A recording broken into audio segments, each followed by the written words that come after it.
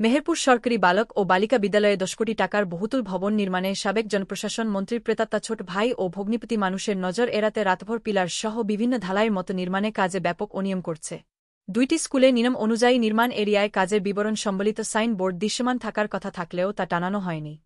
মেহেরপুর সরকারি বালিক বিদ্যালয় ও মেহেরপুর সরকারি বালিকা বিদ্যালয়ে ভবন নির্মাণের ঠিকাদার দিনাজপুরের এমএমই অ্যান্ড এমবিসির লাইসেন্সে কাজ করছেন জনপ্রশাসন মন্ত্রী সাবেক ফরহাদ হোসেনের ছোট ভাই সরফরাজ হোসেন মিদুল তার ভগ্নিপতি, মেহেরপুর জেলা লীগ সহসভাপতি ও পিরোজপুর ইউপি চেয়ারম্যান আব্দুস সামাদ বাবলু বিশ্বাস ৩ জন এখন মেহেরপুর জেলা একদিক মামলায় জেল বন্দী রয়েছে। গত মে মাস থেকে ঠিকাদার বিদ্যালয়ের মাঠ দখল করে রেখেছিল একাডেমি ভবন নির্মাণ কাজের সামগ্রী। শেখ হাসিনা দেশ থেকে পালানোর দিনই ঠিকাদারও আত্মগোপনে চলে গেছেন। এখন পরিবেশ অনুকূলে তাই গভীর রাতে কাজে গতি বাড়িয়েছে। প্রায় ১০ কোটি টাকার কাজে ব্যাপক অনিয়ম মানুষের নজর এড়াতে মেহেরপুর সরকারি বালিকা বিদ্যালয়ে বহুতল ভবনে সারা রাত কাজ করছে।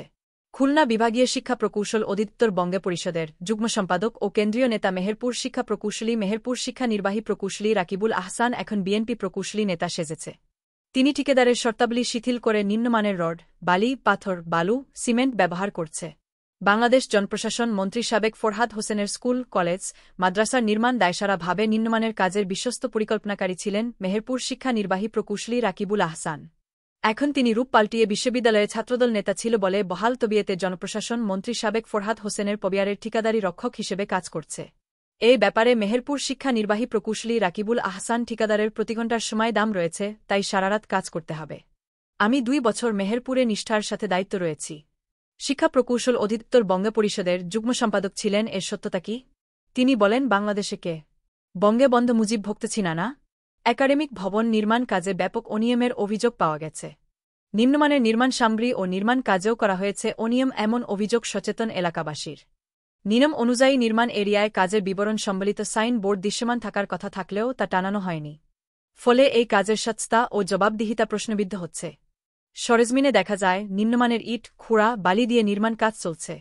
বিদ্যালয়ের ভবনের মূল স্থাপনার পিলারের ঢালাই হিসাবে ব্যবহার হচ্ছে ২-৩ নম্বর ও নম্বরবিহীন নিম্নমানের ইট এবং ইটের খুঁড়া।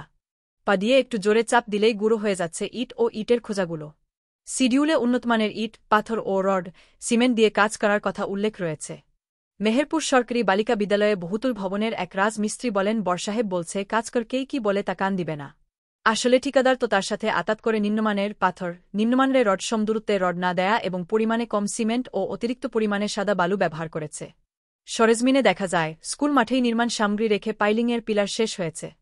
এখন একতলা ভবনের পিলার শেষ হয়েছে। একতলা ভবনের ছাদ ঢালাই জন্য শাটারিং চলছে। নিম্নমানের ইট, কাঠ, মাটি, পাথর, বালু ফেলে রাখা হয়েছে, মাঠের ২/৩ জায়গা দখল করেছে। নির্মাণ সামগ্রীর জড়ো করে রাখার কারণে শহীদ মিনারের মর্যাদা হারিয়েছে।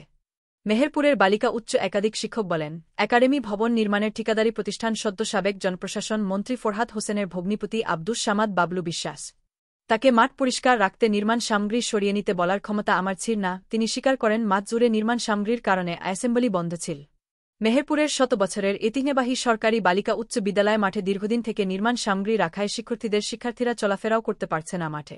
গত ৬ মাস আগে স্কুলের ৬তলা বিশিষ্ট একাডেমি ভবন নির্মাণ কাজ শুরু হয়েছে। নির্মাণ কাজের জন্য উপকরণ মাঠ জুড়ে রাখায় খেলাধুলা করতে পারছে না শিক্ষার্থীরা। নষ্ট হচ্ছে শিক্ষার পরিবেশ। এই অবস্থা আরও কয়েক বছর থাকবে বলে মনে করছেন স্কুল কর্তৃপক্ষ। কারণ বিদ্যালয়ের ৬তলা বিশিষ্ট একাডেমি ভবন নির্মাণ শুরু হয়েছে গত অর্থবছর। এই ভবন নির্মাণের ঠিকাদার দিনাজপুরের এমএমই অ্যান্ড এমবিসির লাইসেন্সে কাজ করছেন জনপ্রশাসন মন্ত্রী সাবেক ফরহাদ হোসেনের ছোট ভাই সরফরাজ হোসেন মিদুল তার ভগ্নিপতি, মেহেরপুর জেলা লীগ সহসভাপতি ও পিরোজপুর ইউপি চেয়ারম্যান আব্দুস সামাদ বাবলু বিশ্বাস ৩ জন এখন মেহেরপুর জেলা একদিক মামলায় জেল বন্দী রয়েছে। তার জেলার স্বঘোষিত সবচেয়ে বেশি টাকার মালিক ও মাস্তান ছিলেন। মেহেরপুর জেলা লীগ সহসভাপতি বাবলু বিশ্বাস দ্বাদশ জাতীয় সংসদ নির্বাচনে জনপ্রশাসন মন্ত্রীর পক্ষে নির্বাচনী সভায় প্রতিপক্ষ ট্রাক প্রতীকের প্রার্থীকে হুমকি দিয়ে বলেছিলেন, এই জেলায় আমার চেয়ে বড় মাস্তান, আমার চেয়ে কার যন্ত্রপাতি ও বেশি টাকা নাই। আমি কাউকে ভয় করি না। আমার ইউনিয়নের ৪টি কেন্দ্রে বিরোধী পক্ষের কোনো ভোটার ও কোনো এজেন্টকে দেখতে চাই না। স্বঘোষিত মাস্তান এ ঠিকাদারের বিরুদ্ধে কেউ কথা বলার সাহস করেন না। শিক্ষার্থী, শিক্ষক ও অভিভাবকরা জানান, ৪ শতাধিক ছাত্রী রয়েছে বিদ্যালয়টিতে।